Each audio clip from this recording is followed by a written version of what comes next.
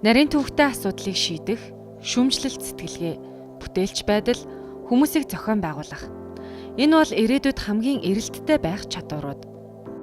Ирээдүйд бидний үр хүүхдийг ямар орчин, ямар ажлын байр хүлээж байгаа бол бидний үр хүүхд хүссэн ч хүсээгүй ч тэр ухаалаг технологийн орчинд амьдрна гэдгийг мэдрэх хэрэгтэй. Бид нар хэрэглэж байж тэрний соёл суралцсан. Тэрний болж өгөх үү, болж өгөхгүй гэдгийг ялгаж салгаж эхэлнэ шүү дээ. Улсын хэмжээнд ерөнхий боловсролын 147% сургууль ажиллаж байгааг энийг болох Оюунлаг сургууль 19 дэх жилдээ математик, гадаад хэл, мэдээлэл зүйн гүнзгийрэлсэн сургалтаагаар үйл ажиллагаа явуулж байна. Янз бүрийн салбар шинжилх ухаануудын мэдлэгүүдийн хоорондын уялдаа, хэрэглэгээ, боломж, бүтээлч үйлийг хийх гаргалгаа энэ болгоныг харсан боловсрол олгох нь ирээдүйн боловсролж болж хувирсан шүү дээ.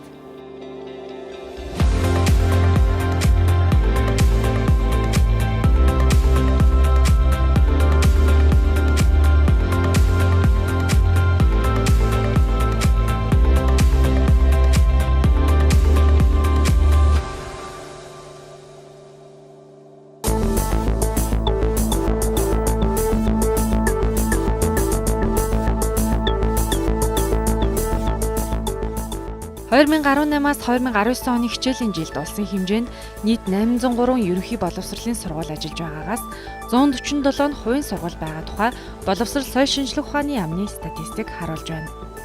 Бид 2000 онд байгуулагдсан Оюунлаг сургуулийг энэ удаагийн дугаартаа танилцуулж байна.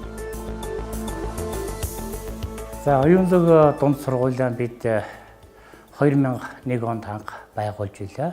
Тэр үед одоо эдмийн аяны галаа асааснаас хойш 19 дэх жилдээ золгож байна. Тэгээ яг хөө бидний энэ хугацаанд хувийн сургууль гэдгийг анх удаа байгуулж төмний хөвгтийн төлөө тангар хөргөсөн шиг зүтгэж явна.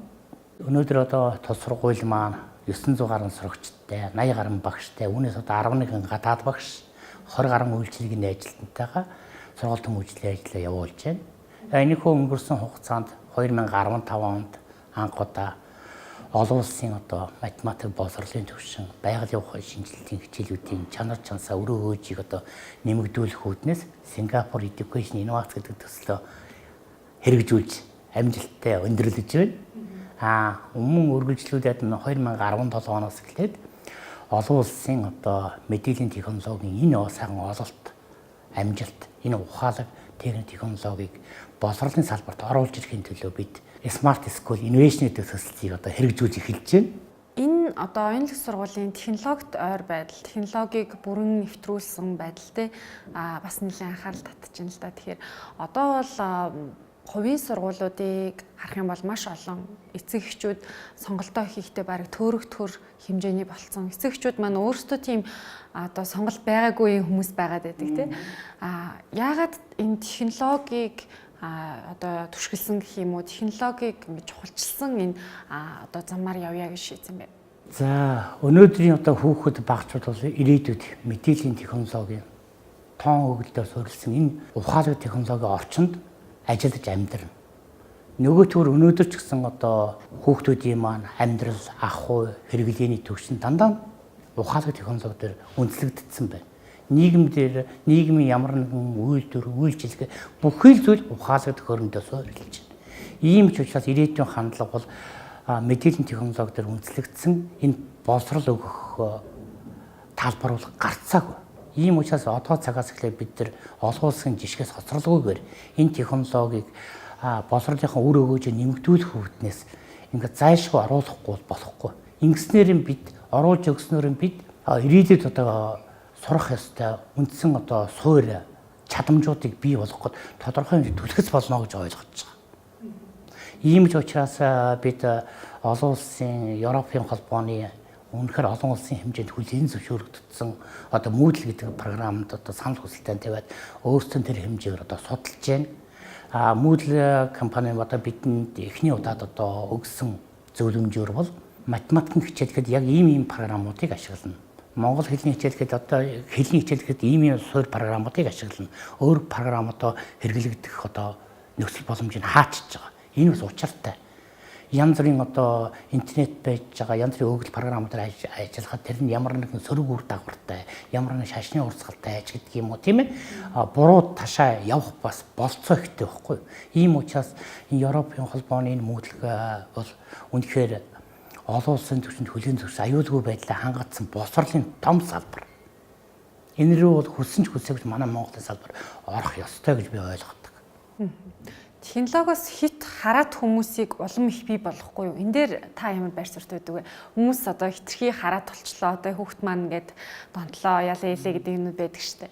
За өнөөдөр нийгэмд өгч байгаа энэ интернет орчны одоо өгүүлэмжийг хараад үзэхтэйгээ зэрэг дандаа одоо аюул тарих нь хүүхдэд сөрөг нөлөө үзүүлэх нь эрүүл мэндэд хор хохирол учруулах нь эсвэл одоо сургуулийн орчин цэцэрлэгийн орчинд одоо ухаалаг гаргацсан хэрэглээг одоо тас хориглох хэрэгтэй ч гэдэг юм.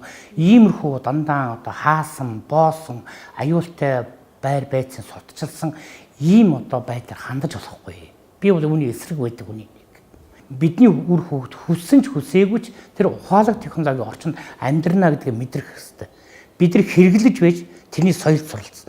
Тэрний болж үтэх үү, болж үтэхгүй гэдгийг ялгаж салгаж эхэлнэ шүү дээ. Тэгэхгүй юм болгоныг одоо 20 цээрэ болон болохгүй гэдгээр хаалт тавьбал бид хөгжил дэвшлүүд алхаж чадахгүй шүү дээ.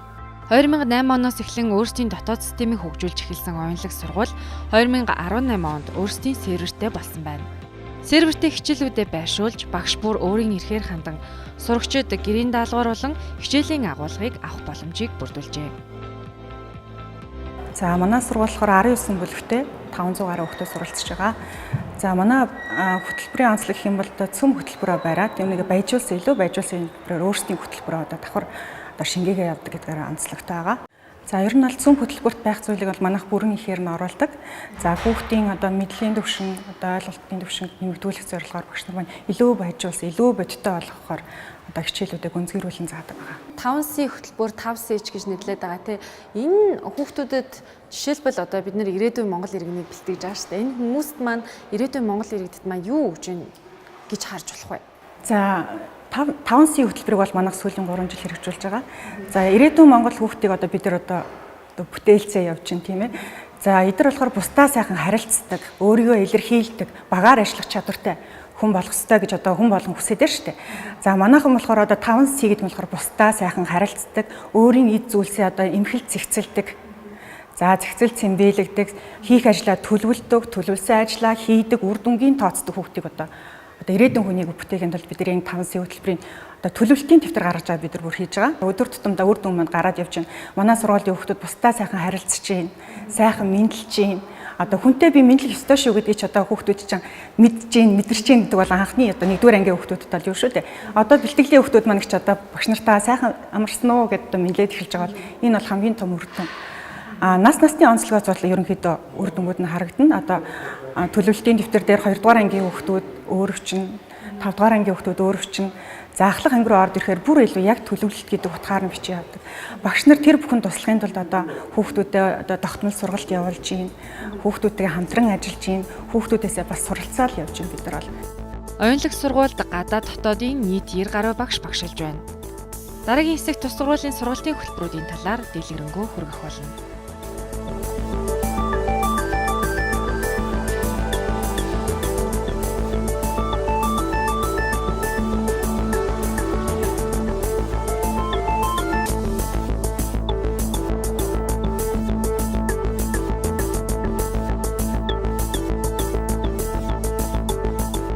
Оюунлаг сургууль математик, гадаад хэл, мэдээлэл зүйн гүнзгийрүүлсэн сургалттай технологи суурилсан сургалтын арга барилаар ажиллаж байна. Европын холбооны Made програм дээр суурилсан сургалтын хөтөлбөрийн талаар бид ярилцлаа. Яг одоо хэдэн танхимаар хэдэн одоо өөр төрлийн хичээлүүдийг зааж байгаа вэ? Танах бол байгалийн ухаан шүү дээ, тий? Манай сургуулийн хувьд бол багангийн, байгалийн ухааны, нийгмийн ухааны, гадаад хэлний гэсэн 4 танхимтай. Байгалийн ухааны танхимд бол математик, физик, хим, биологи, газар зүй гэсэн хичээлүүд хамрагддаг. Нийгмийн ухаанд бол одоо монгол хэл, уран зохиол, монгол бичиг, нийгэм, түүх, иргэншил гэсэн хичээлүүд бол ингээ хамрагдаад явж байгаа. Англи хэлийг бол 1-р ангиас 12-р анги хүртэл үзэж судалдаг гэж байгаа. Хятад хэлийг бол 6-р ангиас 11-р анги хүртэл манай сургууль үздэг. Ер нь бол STEAM одоо хөтөлбөрийн дагуу явж байгаа гэж тэгж штэ. Хэрэглээ талдаа илүү одоо болгох зорилготой. За технологиг бас нэлээд чухалчилж байна гэдээ ярьж байна. Ер нь танай сургууль дээр хийж байгаа энэ байгалийн ухааны хичээлүүд хэр хоорондоо уялдаа холбоотой ямар хуу төвшөнд явж байна вэ?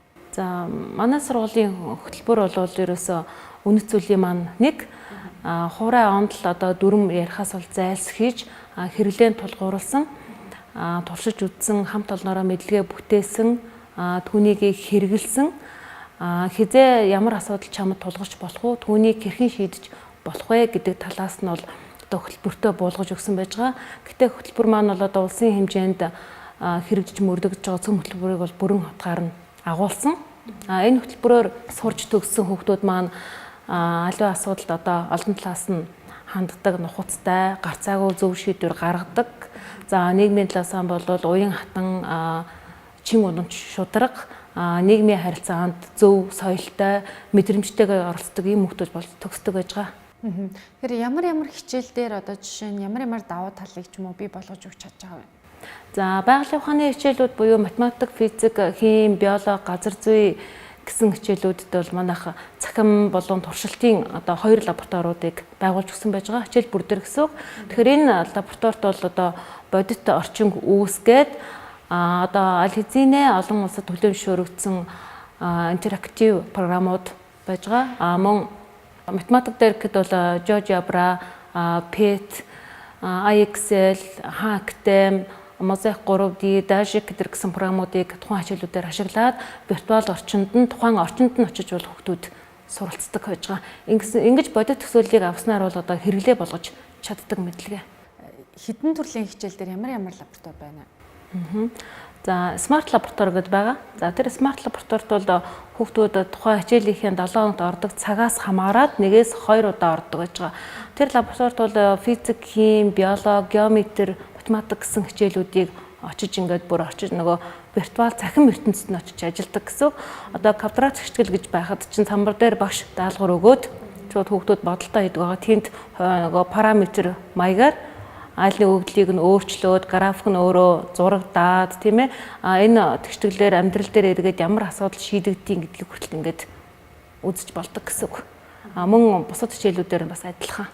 Цахим лабораторид бол ингээд тэр сая нэрлсэн хичээлүүд явчихж байгаа. Үүнээс гадна болохоор яг туршилтын бот үзүүлэнтэй биет одоо багжуутай лаборатори гэхээр физикийн лаборатори байгаа. За физикийн лаборатори маань бүлэг сэдэв болгоноор одоо багжуудаар нь хангагдсан байхаас гадна Герман улсын Фишер техник гэсэн ийм Фишер техникийн одоо төхөөрөмжүүдээр бүрэн хангагдсан. Үүнээс гадна химийн лабораторитой, мөн биологийн лабораторитой байж байгаа. Дугуулын секцүүд бол хөгжүүлэх мөн шинжилгээ ухааны гэсэн 2 төрлийн дугуулын секцүүдтэй хөгжүүлэхт нь болохоор одоо шатар, бүжиг, дуу, найрал дуу, даралт төгжин, морин хуур, сакс волейболын дугуулангууд ордог. За хөгжүүлэх сэтгэлгээний дугуулангууд болохоор математик, физик, хим, биологи гэх мэт ийм хичээлүүдээр бол дугуулан олимпиад уралдаан тэмцээнд бол хүүхдүүд нь бэлтгэгддэг гэж байгаа. Багш хүний хувьд ер нь одоо иймэрхүү програмууд тэ олон улсын стандартын өндөр түвшинд гарсан технологи зурсан програмуудыг ашиглаад явхад одоо зааж байгаа хүнд хэр зэрэг хэлбэр байдаг гэсэн үг вэ? Одоо ямархуу давуу талыг бас багшид бий болгож өгч чадах уу? Маш гоё байдаг. Хүүхдүүдтэй бүр бодитоор ингэж хэлж ярихаасаа илүүтэйгээр ингээд мэдрүүлж орчинд нь авьяас заана гэдэг бол маш гоё байдаг юм. Цахим хичээлүүдийг ашиглаж.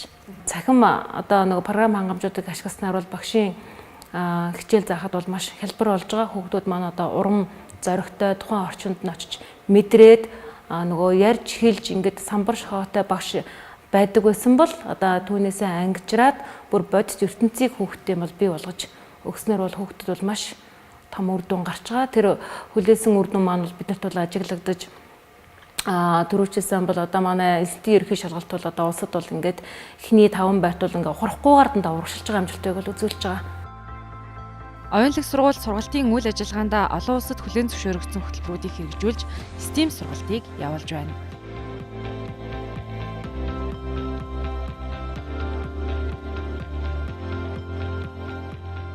Одоо манай STEAM сургалтын хэрэглэх түн одоо энэ орж байгаа хичээл бол ихэнх шатандаа бол хүүхдүүд робот гэж юу юм бэ? Ямар эд ангаас бүтдیں, яаж ажилдیں гэдэг зүйлээ мэднэ. Хоёрдугаар талаар тэр зүйлсүүдийг яаж хөдөлгөөнд оруулж хөдөлгөж болох вэ? Яаж одоо үйлдэлтийн дараалал ямар байх вэ? Дараачаар нь энэ үйлдлийн дарааллыг тэгвэл бид нар компьютер програм яаж програмшиж болох вэ? Үүний дараачаар энэ програмчлан код энэ зүйл чинь энэ эд ангийнхаа хаана яаж хуулагдах вэ? Яаж орох вэ? Ямар эд анги чипэн дээр нь одоо суугдж яах юм бэ гэдэг зүйлийг л одоо хүүхдүүд өөрсдөө хийн. Өөрсдөө хүүхдүүд угсарна. Өөрсдөө кодоо хийн. Алхмын зааж өгнө. Ажиллаж туршиж үзнэ.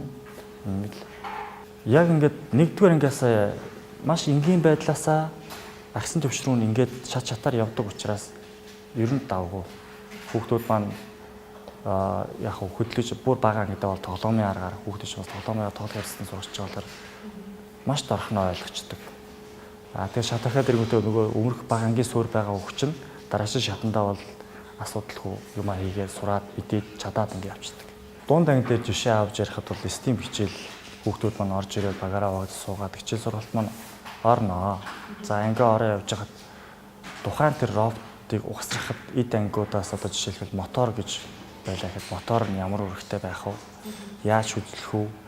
Цаана физикийн ямар суурь ухагдах юм байна? Гэт бас физикийн хичээлтэй холбогдож байгаа. Тэгээд энэ бүгдээ угсран те энэ одоо эд ангиуд нь хаанаа яж орох вэ? Гинжин хаанаа орох вэ гэдэг юм уу? Одоо дуу нь хаанаа байх вэ гэж чинь ингээд инженерчлэл технологи тал руу ороод тэгээ энийг ингээд ажилуулъя. Яг эцсийн байдлаар боллоо. Одоо ажилуулъя гэдэг кодын төвшин дээр ирэх юм бол мэдээлэл зөв хүчилтэй холбогдож ирж болж байна. C үндэстэй хэл дээр энийг бол програмшилж байна. Хичээний ингээд бусад хичээлүүдтэй илүү одоо нэгдсэн байдалтай ийм цогц хичээл гэж ойлгож байна. Нилээн их техник технологи одоо хэрэглэгдэхүүний юутай харагдаад байна л да. Одоо бааз гэж ярьдаг шүү дээ, тийм нөөцтэй харагдаад байна. Хэр хэмжээний их хөрөнгө оруулалтыг оруулж эндээ одоо маш чухалд тооцдог байна. Энд их маш чухал гэж тооцож маш их бас тодорхой хэмжээний хөрөнгө оруулалтыг хайсан. Энэ хэмжээгээр бас энэ хэрэглэгдэхүүнийхээ бас шаардлагыг бид нар өндөр түвшинд тавьсан. Бас маш олон газруудаар явж судалгаа хийж, үзэж харж, ингэж одоогийн энэ хэрэглэгдэхүүн дээр тогтсон. Одоо бидний ашиглаж байгаа энэ багц хэрэглэгдэхүүн бол Солонгосын Сувгийн их сургуулийн дэргэдэх робот судалгааны төвийн боловсруулж ингэж гаргасан энэ хэрэглэгдэхүүнээр хичээл сургалтаа ороод ингэж явж байна. Одоо иймэрхүү төрлийн сургалт. За яг оюунлаг сургуулийн одоо энэ ангийг те сураад төгссөн хүүхэд маань ямар хэмжээний чадвартай хүн болно гэсэн үг юм бэ? Энэ хүүхдүүд нэгээс 8 дугаар анги хүртлээр ингэж явж байгаа учраас техник технологи, электроникийн төлөв бас маш сайн суур мэдлэгтэй болж төгснө. Ингэснээрээ цаашлаад юу яах вэ гэхээр энэ чиглэлээр явах хүүхдүүд энэ илүү гүнзгийж явах хүүхдүүд маш сайн суурь нь болоод их сургуульд ороход тэр төлөв ямар ч одоо толгой өвдөх зүйлгүй болно. Ор адаглал хүүхдүүд маань гэрлийнхэн читэн шатлаа гэхэд л одоо эхлээд унтраалгаа унтраасаар энэ юу гэсэн үг вэ гэхээр хэлхээгээ салгаж яана гэсэн. Тэр хэлхийг салгаж иж аюулгүй ажиллаа бодож байлаа. Тэгээд солино хичээнэ. Нэвтрүүлгийн дараагийн хэсэгт оюунлаг сургуулийн цаашдын зорилтын талаар хүргэнэ.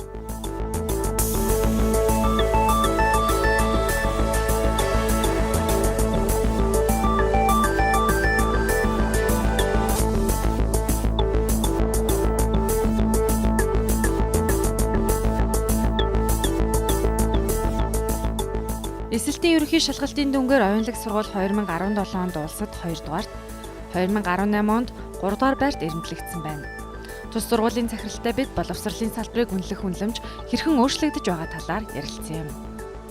За одоо ингэж Монголын боловсролын одоо олон түмэн боловсролыг хүлээж авах хандлагыг би ингэж үзэж байна. Зөвхөн би одоо энэ 2000 оноос хойш шүү дээ. За тухайн сургуулийн олимпиад уралдаан тэмцээнд хүүхдүүдийн шавнаар нь ямар амжилт үзүүлж байна гэдгийг тодорхойлогдчихсан нэг хэсэг. Гэтэл нийгмийн бас хөгжлөө дагаад аль сайхан сургууль орчин сайтын, аль барилга байшин орчин сайтын хардаг болж. Энэ нэг үе байсан.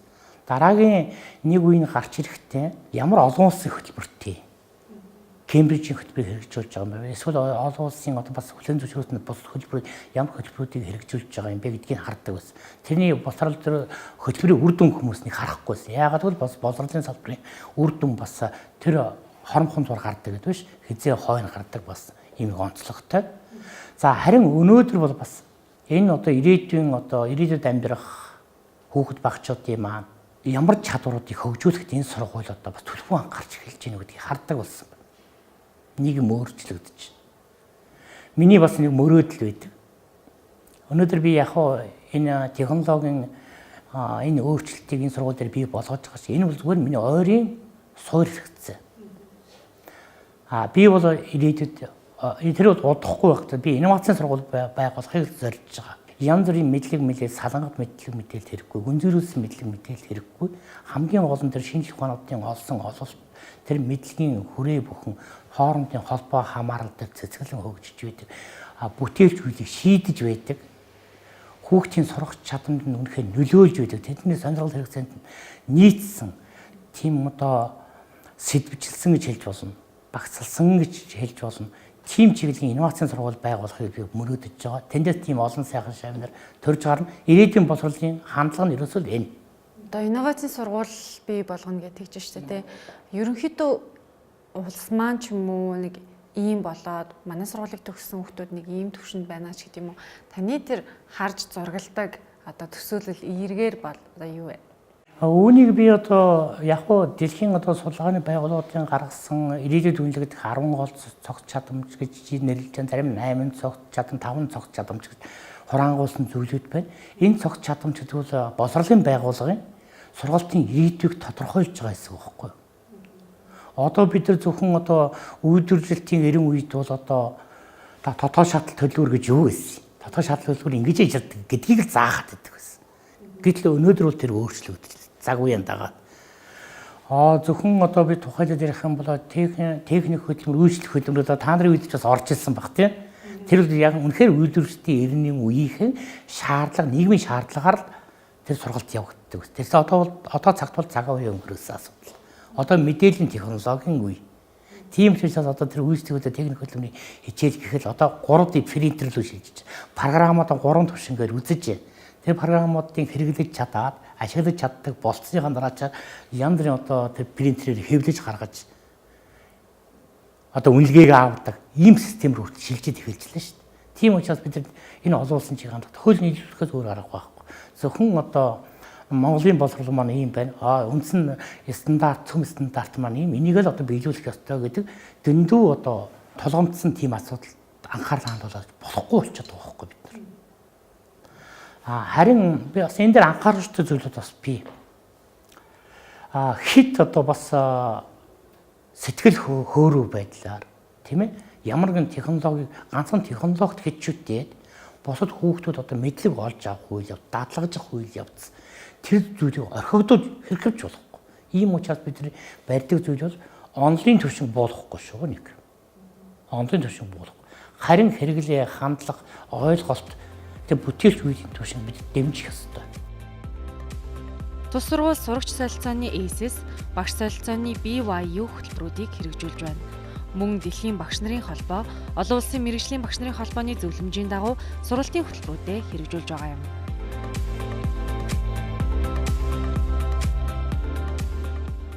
Оюунлаг сургуулийн мэдээлэл технологийн лабораторид байж штэ.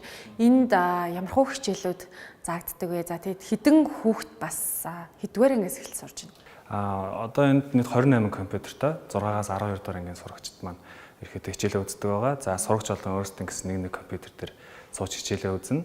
За 7 хоногт ирэхэд 2 цагаар хичээл маань ордог. За хөтөлбөрийн агуулгын өрөөнд гэх юм бол яг үндсэн цөм мэдээллийн технологийн цөм хөтөлбөр дээр нэмэгдээд манайх 5 үндсэн сэдвийг бол сурагчтай гүнзгийрэл судалдаг байгаа. За эхний сэдв нь юу вэ гэхээр хэрэглээний аппликейшнуудыг хэрхэн суулгах, хэрхэн ашиглах тий. Тухайд нь өөрийнхөө одоо тулгарч байгаа асуудлууд хэрхэн тэр өдөр тутмынхаа амьдрал дээр аппликейшн хэрэглэж өөрийнхөө асуудлыг шийдэх тэр талаас нь ирэхэд хичээлүүд маань орно гэсэн. За хоёр дахь орж байгаа сэдв маань болохоор байгалийн шинжилгээ ухаануудын програм хангамжууд дээр ажиллаж сурах. Ирэхэд симуляшн нээж тухайн хичээлийнхаа үр дүн гаргаж өгдөг програм хангамжуудыг нэмэлтээр судална гэсэн. За үүнийг судалснаар тухайн хүүхэд маань сургуулаа төгсөөд их сургуульд орлоо ямар ч мэргэжлээ гэхэд тухайн мэргэжлийнхаа програм хангамжтан тэр өөрөө ажиллаж чаддаг болсон. Ийм суурьуд нь. За мөн байгалийн ухааны хичээлдээ илүү ойлгож мэдж таньж мэдж тэгж сурах ерөнхийдөө үнд суурин болоод өгч гэнэ гэсэн. За гуравт нь гэх юм бол програмчлал хичээл байгаа. За маань сургуульд хүүхдбэрийг бол програмчлалт хийлд бас зайлшгүй сурах шаардлагатай гэж үзэж байгаа. Тэр ч үүднээс сурагчид маань болохоор өгөгдлүүд дээр толгуурлаж янз бүрийн алгоритм бичиж тэрийгээ болохоор програмчлалт хийлд дээр хөрвөжтэй яг өөрийнхөө хэрэгцээнд таарсан жижигэн програм хангаж боловсруулах хэмжээнд чадвар эзэмшнэ гэсэн үг. За дөрөвдөг нь болохоор манайх 2017 он CSK-гийн хөтөлбөрт элсэн CSK ахтай. За уг хөтөлбөрийнхаа хүрээнд яг тухайн хөтөлбөрийг явуулах 3 багш маань яг нодлон сургалтандаа суугаад хичээлээ явуулах эрхээ авсан байна. Тэгэхээр уг хичээлээр яг мэдээллийн технологиор чиглэлээр явахыг хүсэж байгаа сурагчид байна те. Гүнзгийрээд явах чаа. Тэр сурагчдаа бид нэр яг олон улсын хөтөлбөрийн дагуу яг мэдлэг боловсрыг нь орно гэсэн. Хүүхд маань яг цаа CSK ахтаймаас батлагдсан хичээлийн дагуу хичээлээ үзнэ. Шалгалт бол яг бүр цаадаг ахтаймаас авдаг шалгалтын дагуу гээд өөрсдийн гэсэн сертификаттай болно гэсэн. За бидний хувьд одоо яг явуулж байгаа 2 курс маань гэх юм бол за програмчлалыг гэсэн шинжилгээ гэж байна. За networking гэсэн шинжилгээ гэж байгаа. Тэгээ одоогийн энэ жижигэн жилд бол 11 хүүхэд маань судлаад ерөнхийдөө явж байна гэсэн. За тэгээд тухайн хүүхдүүд маань яг амжилттай ингээд дүүргээ төгсөх юм бол заавал их сургуульд сурахгүйгээр гараа шууд ажлын байраар хангадах тийм. Монголд бас гадаад ажлын байраар хангадах бүрэн эрхийн ерөнхийдөө нэгдэж явчихж байгаа. Энэ зах зээлийн өрсөлдөөн гэж нэрлэвэл хувийн сургуулиудын өрсөлдөөн хэр байдгийг. За энэ дэр би нэг зүйл тодгож хэлхийг хүсэж байна л да. Ер нь өнөөдөр олон улсын дэлхийн боловсролын чиг хандлага өөр голдрол руу ороо авсан шүү. Би тэрийг дагах хэрэгтэй шүү. Учир яагаад гэвэл өнөөдөр одоо бидний үдэц хард судалж байгаа янз бүрийн одоо салбар шинжилгээ ухаанд саналгангад байдлаар судалдаг. Энэ биш болсон. Нэг. За хоёрдугаарт нь бол одоо янз бүрийн одоо хэрэглээнд ордоггүй, тэрийг ойлгож мэдгүй, хандлагыг ухаарч ойлгоогүй ийм хуурай мэдлэг боломжгүй болсон. Өөрөөр хэлбэл одоо гүнзгийрүүл судлаад нэг шинжлэх ухааны хэдэрхий гүнзгийрүүл судлаад байхыг нэг хүлэн зөвшөөрөх байдсан дэлхийн хандлага. Энийг ингээд эцэст нь дүгнж хэлэх юм бол янз бүрийн салбар шинжлэх ухаануудын мэдлгүүдийн хоорондын уялдаа, хэрэглэгээ, боломж, бүтээлч үйлийг хийх гаргалгаа энэ болгоныг харсан боловсрол олгох нь ирээдүйн боловсролж болж хувирсан шүү дээ. Нөгөөтэйгөр ухаалаг технологийн хэрэглэхгүйгээр бид нар урагш сахид дэвшиж үнэхээр боломжгүй зүйл. За ийм ч учраас бид стандартын тухай ярихгүй болохгүй нь л дээ. Тэгэхээр өнөөдөр манай Монгол улсын хувьд бол цөм хөтөлбөрийн стандартыг хэрэгжүүлж байгаа. Ер нь боловсролын байгууллагын стандарт гэдэг дандаа минимумаар яригддаг. Аль төвшөнд төрөх вэ? Аль хичээлээр ямар агуулгыг үзэх вэ гэдгийг заагаад өгчдөг. Гэтэл үйлчлэгээ аж ахуйн нэгжийн одоо тэр стандарт бол өөр шүү дээ. Максимумаар тавигддаг. Жишээлбэл одоо готлоо үйлдвэрлэдэг үйлдвэр гэхэд ийм мөнгө үзэмжтэй, ийм дизайн загвартай, өмсгөд ийм эвтэйхэн гэдэргээл ингээл олон янзын шаардлага тавигдана шүү дээ. Энийгээр боловсролын стандарт өөр. За боловсролын стандартыг бас зөв ойлгох хэрэгтэй. Боловсролын стандарт 3 төрлийн стандарт байдаг юм. Өнөөдөр манай хамгийн доотлын түвшин буюу одоо цөм хөтөлбөрийн стандартыг мөрдөж байна. Агуулгын стандарт. Хоёрдугаарт нь процессын стандарт гэж байдаг. Энэ мэдлэгийг эзэмсээр ийм зүйлийг хийж чаддаг болно. Ийм зүйлийг хийж чаддаг. Энийг эзэмсээр дахиад ийм зүйлийг мэддэг бол энэ нь болохоор 6 дугаар ангидаа үзсэн бол 8 дугаар ангид энэ дээр давтамж өгнө. 10 дугаар ангид энэ дээр давтамж өгнө. Дээд сургуулийн уг суурь нь энэ болно. Тодорхой заагаад өгчдөг. Энэ стандарт Монголд байхгүй. 3 дугаарт нь ур чадварын стандарт гэж байдаг. Одоо өндөр эренбэ стандарт байх нь шүү дээ. Хэрэглээний чадамж гэж хэлэх юм уу, ур чадвар гэж хэлэх юм уу, энэ зүйлийг зайлшгүй сургалтаар олж авч явах хэрэгтэй байхгүй. Ингэж чадаж байж энэ мэдлэг үнэхээр үнэтэй цэнтэй зүйл болж гуйрдаг байхгүй. Оюунлаг сургуулийг танилцуулсан дугаар маань энхүү өндөрлөж байна. Бидэнтэй хамт байсан баярлалаа.